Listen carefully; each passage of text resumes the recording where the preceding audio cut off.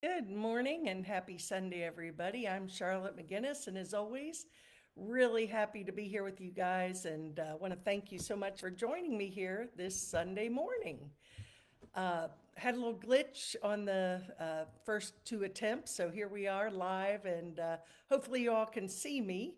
And feel free to comment, engage, give your feedback, whatever you feel moved to do, and we'll make this a conversation. Well, it's been a couple of weeks since I was here. Really happy to be back. I had been in Florida, sadly, not for pleasure, it was actually for trauma. It was a very traumatic trip, to say the least, and difficult. And anyway, really happy to be home.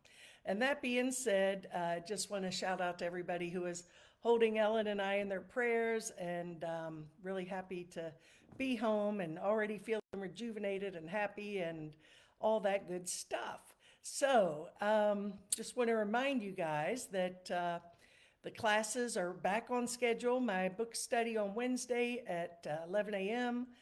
Mystic Jesus, been really great conversations, great book. And then Friday, Way of Mastery, Course of Miracles group, and of course the prayer ministry. If you want to submit a prayer, you can do it. Just send me a private message, or you can go to my website, charlottemcginnis.com, and post it there, and we'll get it out to the prayer team. So, as I said earlier, the trip to Florida was difficult, to say the least. I'm not going to go into any details, but it was challenging. Good part of it, great part of it was seeing certain family members, and also seeing, staying with our good friend Carolyn, who's always a wonderful hostess and lots of fun, and just a real good dear friend. And it was great to be with her.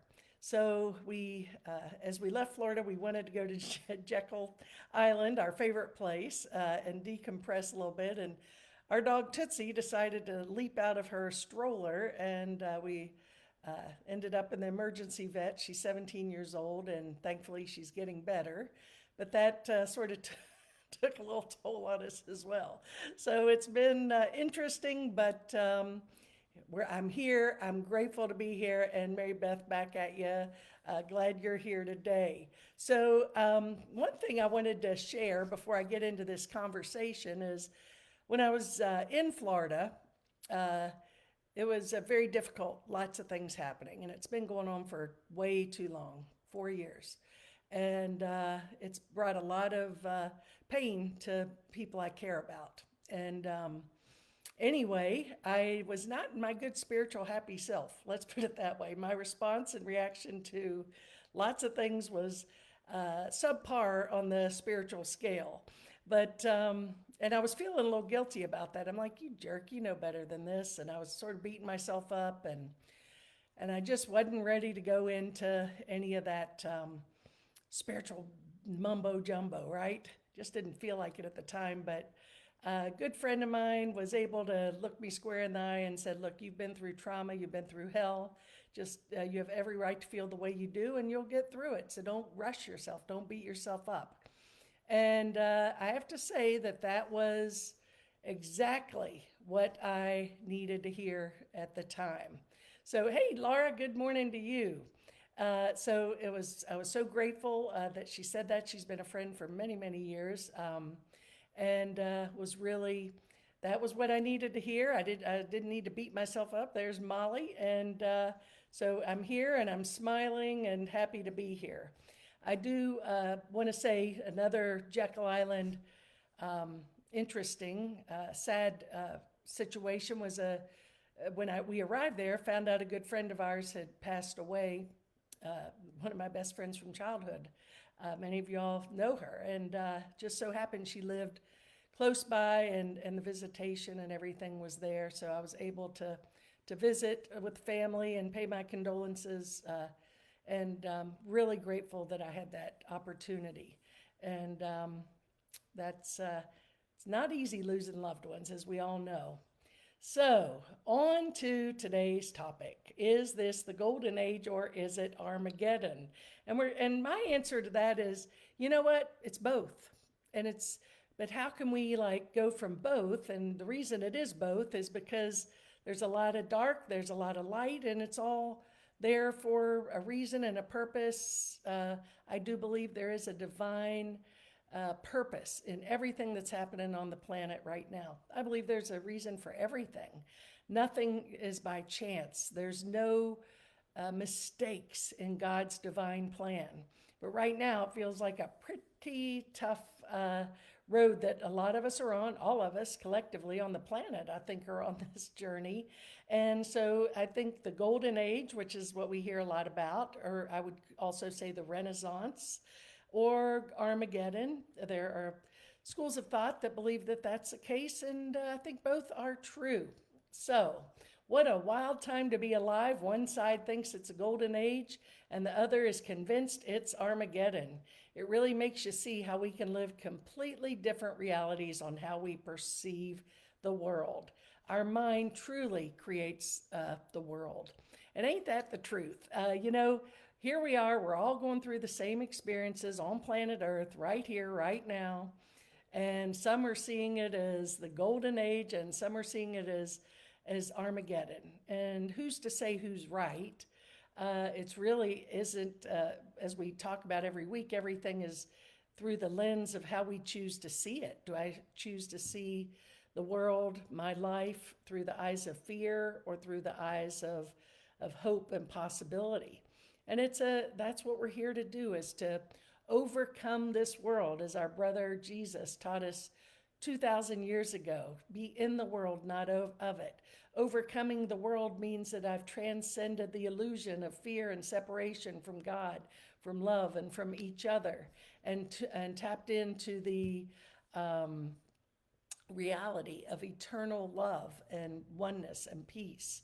And so I'm going to go into a little definition of Armageddon. It's often a term used to refer to a catastrophic, destructive event or a situation that could lead to the entire annihilation of the world or civilization. Yikes. It's the place where the great war of the end of the day will start. That's scary. Okay, in Christianity, the last battle between good and evil before the day of judgment to be fought.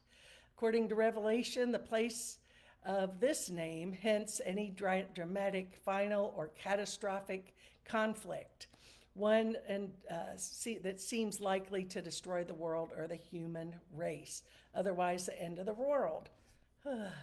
Well, we've heard about that, and some people claim to think we're in that, and I can, through my own filter, see that we are. I think it is the end of the world as we know it.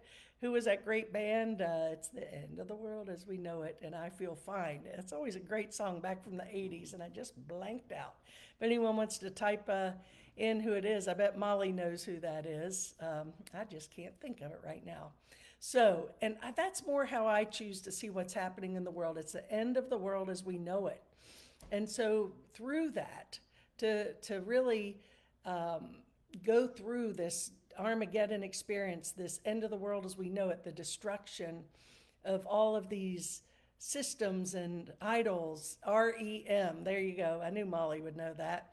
So that was a great band, is a great band. But so it's, however you choose to define it, and I think that every religious tradition has their own concept idea of Armageddon. But to me, I look at Armageddon as the end of the duality. And we have to, it's the end of the fight between light and darkness, love and fear. And the good news is love wins. The light will win. But we have to be willing to do our own inner work. So, Renaissance, I like this, Golden Age or Gilded Age. By the way, if you get HBO and if you want to watch a really good series, The Gilded Age is fabulous. Can't wait till the next season comes on a side. And it's, well, I'm not, I could go down that rabbit hole real easy. But the Renaissance or Golden or Gilded Age is a transitional movement. It was defined originally, the Renaissance, as the transitional movement in Europe between medieval and modern times beginning in the 14th century. Good morning, Dawn. And in Italy, lasting into the 17th century, and it was marked by a humanistic revival of classical influence expressed in a flowering of arts and literature and the beginnings of modern science.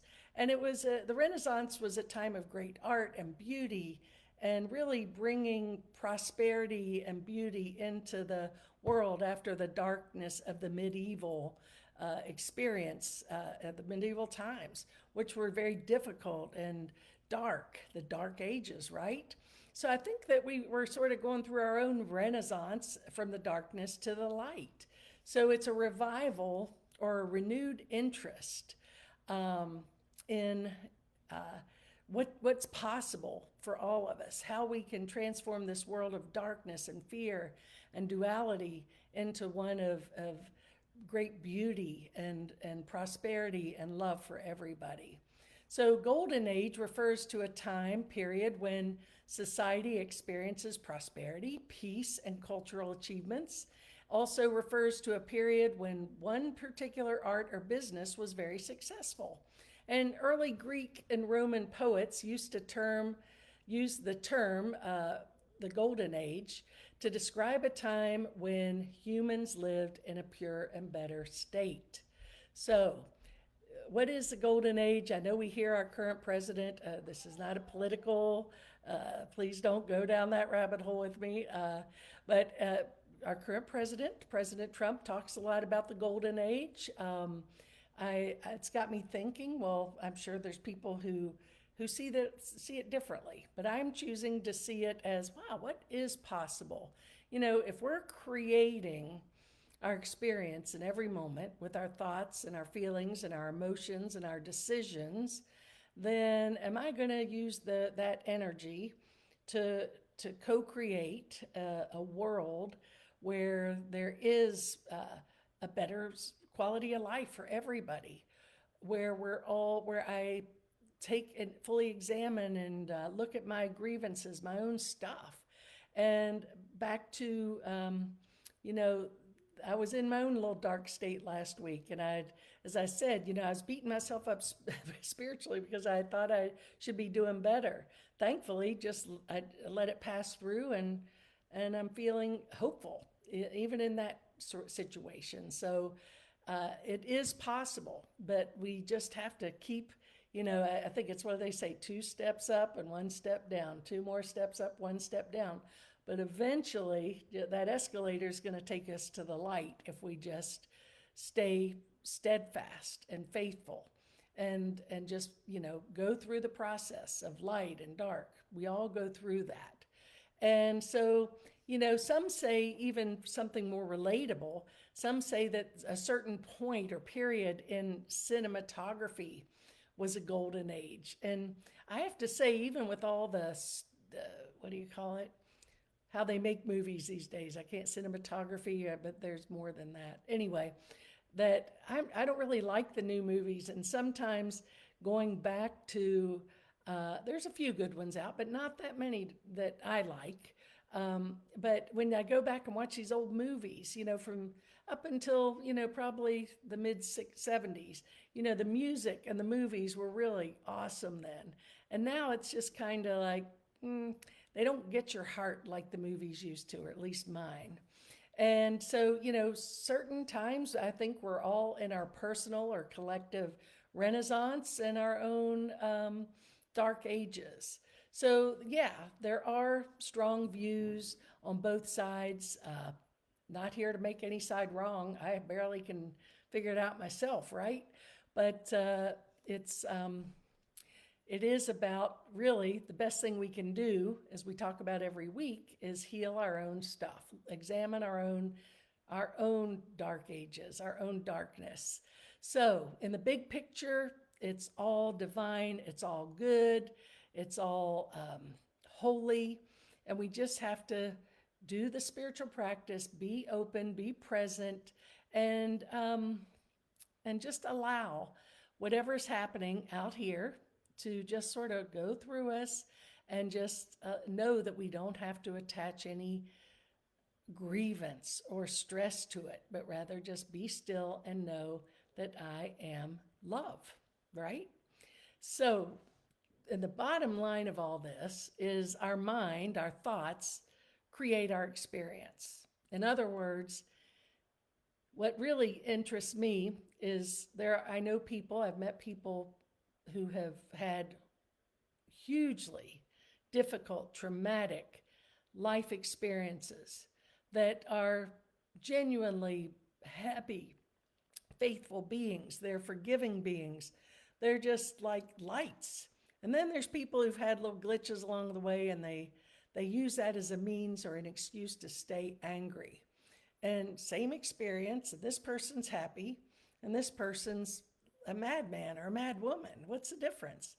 The only difference is how we choose to see it. And I think the only way for me to be at peace is to really surrender. That's my word for the year on my little white stone, surrender. And when I surrender to the Holy Spirit and just ask to be guided from the darkness to the light, I always am able to find peace.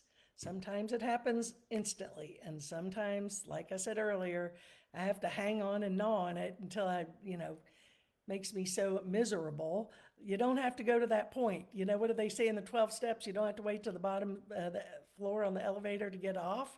You can get off this roller coaster of suffering anytime. So, recognize it, be with it, invite the Holy Spirit in, and allow yourself to be in the unknown, to trust the bigger picture. Because I think our ego mind wants to understand and wants to divide and wants to be right. And Spirit just wants to unify and love and bless everything. So whatever is happening right here, right now, it's an opportunity. That's really what it is. It's an opportunity to step into our power, reflect, take responsibility.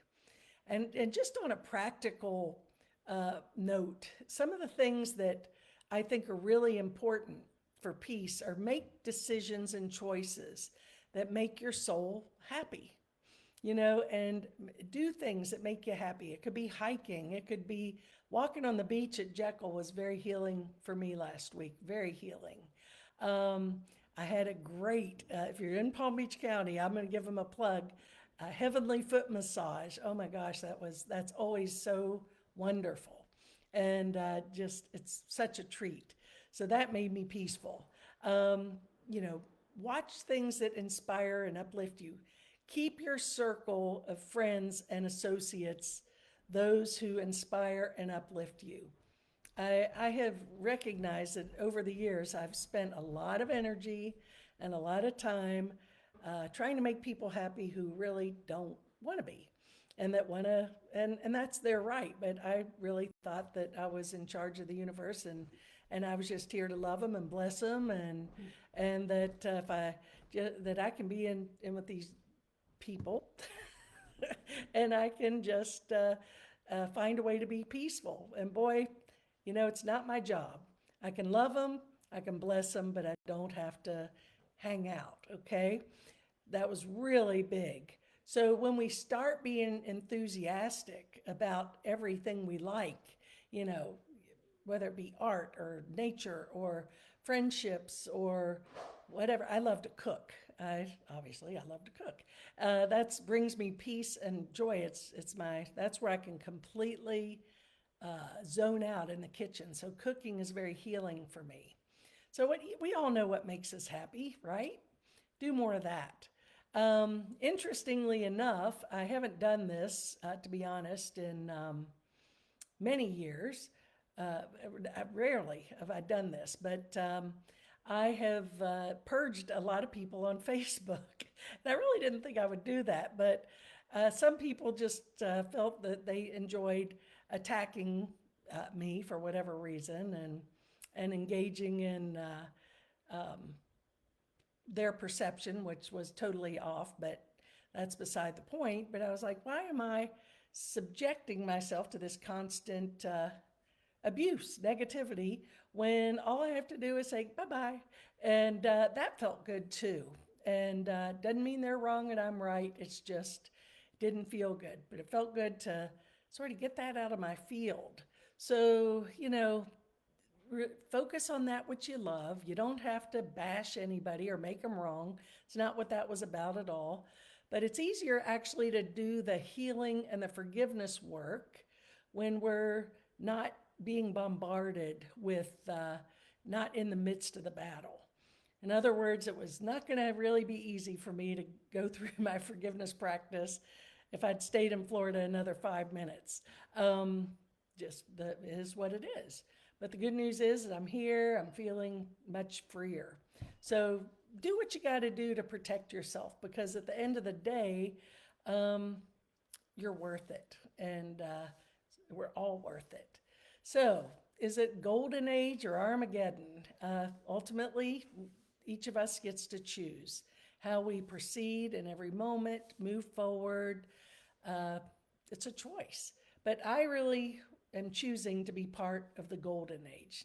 And I'm not talking about the political golden age, but rather the golden age, the Renaissance. And if I really want to be part of co-creating that, I can't stay stuck in the past hurts, the blame, the attack, the defense, the drama. So keep your focus on, eye on the prize, as they say. Lao Tzu, he says, if you're depressed, you're living in the past. If you're anxious, you're living in the future. If you're at peace, you're living in the present. So every moment we have the opportunity to be in love or fear. It's a moment by moment by moment decision that we make, love over fear, our choice.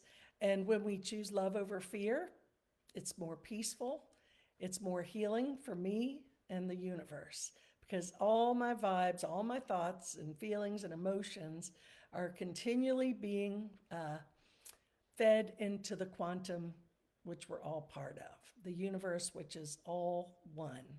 And so we're more powerful than we give ourselves credit for. So in other words, we're all looking for predictions of the future. And I remember when Greg Braden, people used to, and I'm sure they still do, at seminars, what's the future? What's going to happen? He's like, I can't answer that because we haven't created it yet. So that's so true. All we can do is be here, be right now in peace, and that's the greatest gift we can carry into the future. So the best way to predict the future is to create it. So am I going to focus on the drama and the pain and the suffering and my opinions, or am I going to stay present in love and create, co-create with you guys, with the Holy Spirit, with God, with love, a future where we are in the golden age, where peace, love, and prosperity, good health, only good prevails for everybody. So it's up to us. Team, let's go for it. And just want to, I was reading a quote from the movie Armageddon, which Bruce Willis, I think this was maybe in the 90s or 80s, a long time ago. And lots of great quotes from that I was looking at this morning, but the one that I'm going to close with today is, folks, it's time for us to save the world. Okay, thanks everybody. Thanks for tuning in. Look forward to seeing you next week.